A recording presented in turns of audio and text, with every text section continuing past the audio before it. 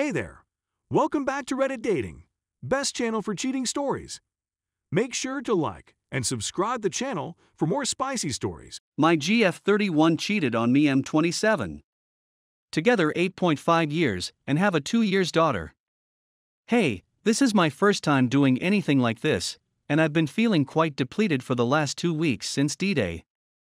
I'll start by explaining how everything came tumbling down, then I'll go into the problems that followed. Perhaps I'm just asking for views and suggestions, since I don't have many friends, and am ashamed to discuss it with them. The two of us have been together for 8.5 years, and our daughter, who is 2.5 years old, is our only child. I'd had my suspicions for years, but it's only been in the past 4 months that I've been monitoring her Facebook on an old phone that was still connected to the internet. What I saw right away that was a bit concerning was her approaching out to males for chat on the street. 90% of them were after midnight, nothing too serious, just a hello, how are you doing, I miss seeing your face, long time no chat, and so on and so forth. On a few occasions, she even provided them with her phone number in order for them to not really mess with Facebook. I didn't say anything since I didn't have evidence that she was cheating, and I didn't want to offend her by invading her private, so I didn't say anything for the time being. Checking in on Facebook every few weeks or so became a habit, and I began to notice messages that were no longer there. They would appear as a notification on your phone, but when you went to pick it up, they were gone. We first met while out having a good time when we were younger. I slowed down since I had landed a solid job that needed me to put in more hours than I was used to. She hadn't slowed down much and was still going to the pub every Saturday and Sunday night. This was a neighborhood pub that a lot of our friends, especially her friends, frequented, so I suppose you could call them acquaintances of mine. Because she was accompanied by her brother or decent man friends for 70% of the time, I felt safe with her being in the room without me the majority of the time. In November, when her shop shuts at 9 p.m, I called her at around 10 p.m. to find out where she was on her way home to me and our kid. She then texted me to let me know she was on her way to the bar for a couple cocktails. Disappointed, but not out of the ordinary. My daughter eventually went to sleep about 11 p.m. that night, and since I had been working since 3 a.m. that morning, I fell asleep with her. I wake up at 4:30 a.m. and she hasn't returned home yet. She is used to staying up until 5 a.m, and this has occurred before, but I am still worried, so I contact her to speak with her. She picks up the phone while inebriated and tells me it's not good. She said that she was on the phone with the police and that she needed to get off the phone. I inquired as to where she was so that I could perhaps assist in the matter by preventing the vehicle from being towed. The person she was with was a bar friend of both of us as well as her brother's, and she stated she was bringing him home, so she was someplace around his house. After speaking with her brother and attempting to locate her, we eventually arrive at the site of the crime. She was detained and sent to prison on suspicion of driving under the influence. Her car had already been hauled away, and her male acquaintance was riding along in the truck with her brother at the time. The automobile was parked in a strange area far away from the man's home, and it was reported as a suspicious vehicle that had been left running for an unknown reason. Due to the fact that it was late at night and I was attempting to deal with the problem at hand, I was only concerned with getting my child's mother out of prison and regaining possession of my automobile. After I returned home, I spoke with her brother and obtained the male perspective on the situation, according to her brother. After I had bailed her out of prison and spoken with her to hear her side of the tale, I discovered that the two stories did not coincide. Both of them were deceiving. I had a feeling things wasn't quite right. I informed her right away that it was not what I had heard had transpired in the situation. After that, she simply sliced it up.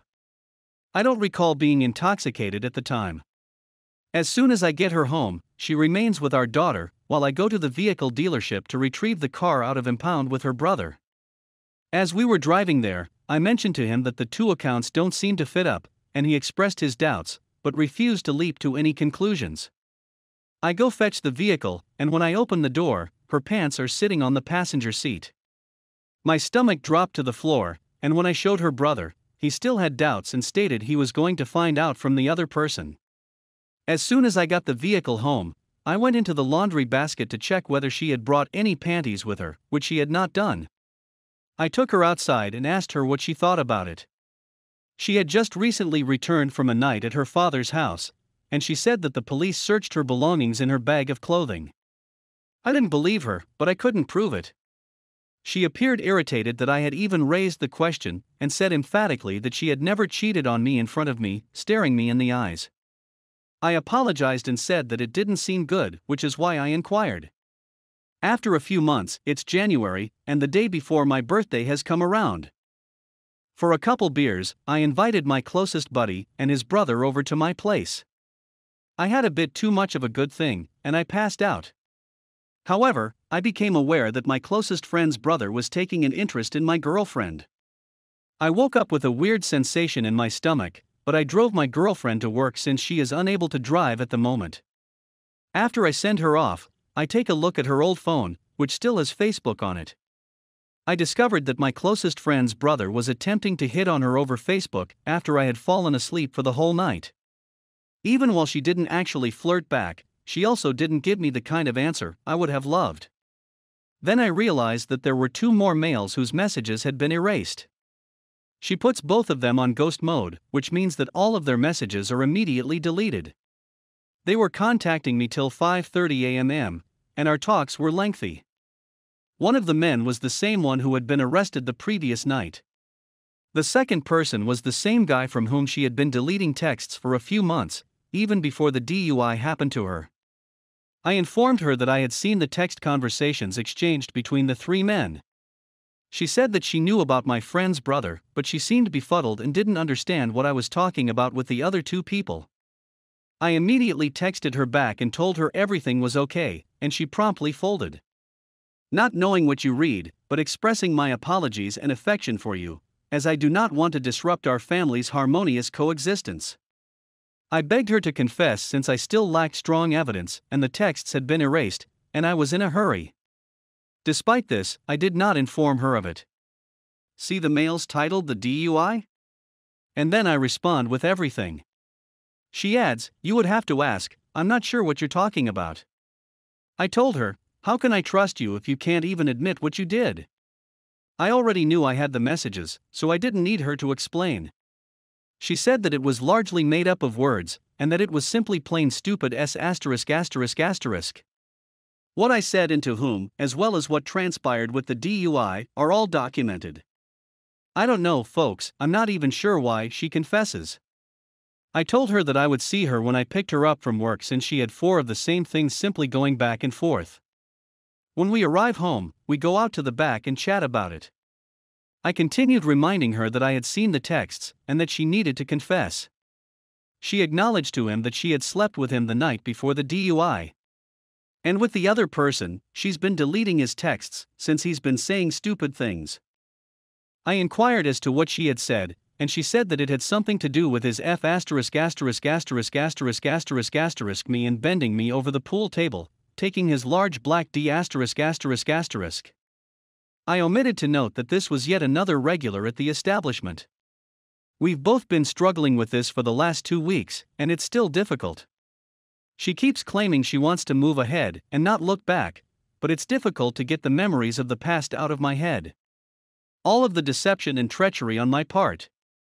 I tried all I could to make our relationship the best it could be. I have a feeling I can't trust anybody, yet I really like her. I promised her that we would do our best to make it work, but it was eating at me every day.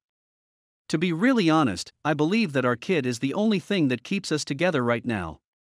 I come from a dysfunctional household and don't want her to grow up in the same way. I'm not sure if I should feel weak for sticking with it or strong for attempting to make it work.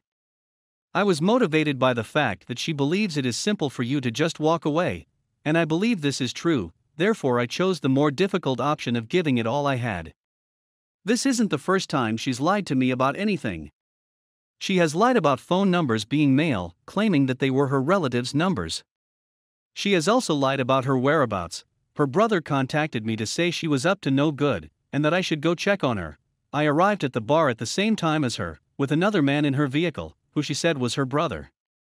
She got in her car and stated it was nothing, but her actions didn't give me that impression. Those 2 occurrences occurred before our daughter was born, and I had hoped that she would have opened a new chapter in our family's history. I suppose so, but I still get the impression that it would not have happened to me. Please assist me since I am lost.